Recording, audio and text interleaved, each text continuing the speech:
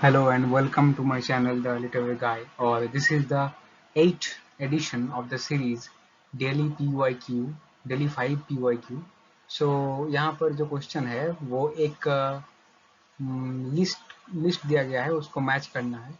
सो यहाँ पर ए में मिखाइल बाख्तिन है. तो आप लोगों को पता है मिखाइल बाख्तिन ने डायलॉजिक जो क्रिटिसिज्म है उसको दिया था, तो ए हो जाएगा 3. फिर रोलाबाज जो थे, रोलाबाज ने दिया था text can be either readerly और राइटरली, C2.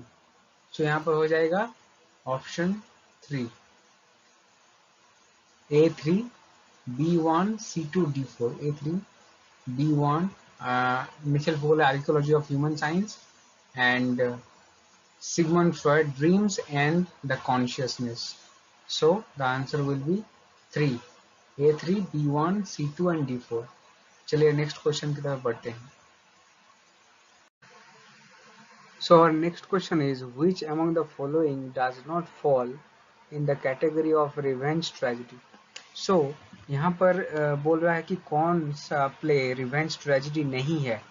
तो आप लोगों को पता है कि द स्पेनिश ट्रेजिडी एक रिवेंज ट्रेजिडी है, तो ये हमारा आंसर नहीं होगा.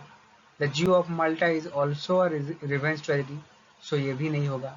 हैमलेट भी एक रिवेंज ट्रेजिडी है, तो ये भी नहीं होगा. सो हमारा आंसर होगा किम्बेलिन. So this is the right answer. किम्बेलिन क्या है? Romantic play.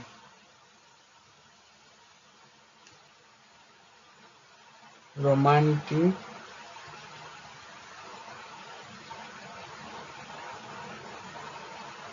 Romantic play.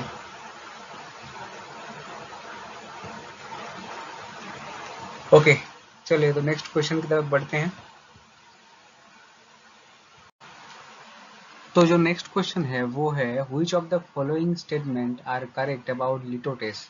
तो लिटोटेस एक फिगर ऑफ स्पीच है, आप लोगों को पता है. सो इसके बारे में कौन सा स्टेटमेंट सही है ये हमें निकालना है. So it contains an understatement of for emphasize. Yes, ये सही है. फिर it is not opposite of hyperbole. नहीं, ये गलत होगा. फिर it uses iaconic intention. No. So it is used ironic intention. ये सही होगा. फिर it is used in dramatic context. ये भी सही होगा. So हमारा आंसर होगा ADE. चलिए नेक्स्ट क्वेश्चन की तरफ बढ़ते हैं. सो नेक्स्ट यहाँ पर एक लिस्ट है जो कि बोल रहा है एक तरफ ऑथर है और एक तरफ उसका टेक्स्ट है. सो यहाँ पर हम मैच करेंगे. तो यहाँ पर सबसे पहले ओम प्रकाश वाल्मीकि का झुट्ठन है, so B4. And then we have Bama's Karukku, so C1. So our answer will be 2. मतलब A3 वासुदेव सुनानी हो जाएगा caste out. B4 Om Prakash Valmiki हो जाएगा झुट्ठन. फिर C1 करक्कू एंड उर्मिला पवार हो जाएगा वीव ऑफ माई लाइफ. चलिए नेक्स्ट क्वेश्चन की तरफ बढ़ते हैं. सो यहाँ पर बोल रहा है, arrange the following works in chronological order of their year of publication. So S Menon Marath's the wound of spring was published in 1960. फिर Humayun Kabir's man and river was published in 1945. फिर Anand Lall's house of Adampur was published 1956.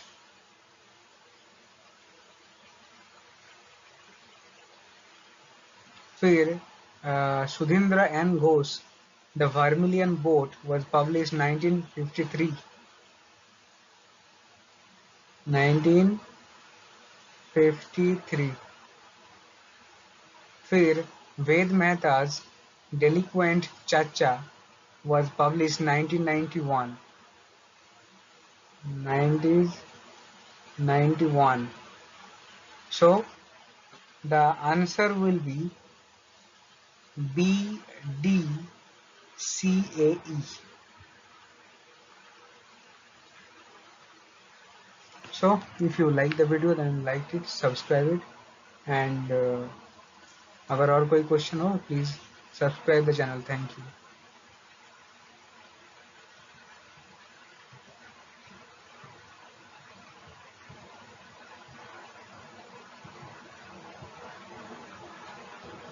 मिलते हैं next video में.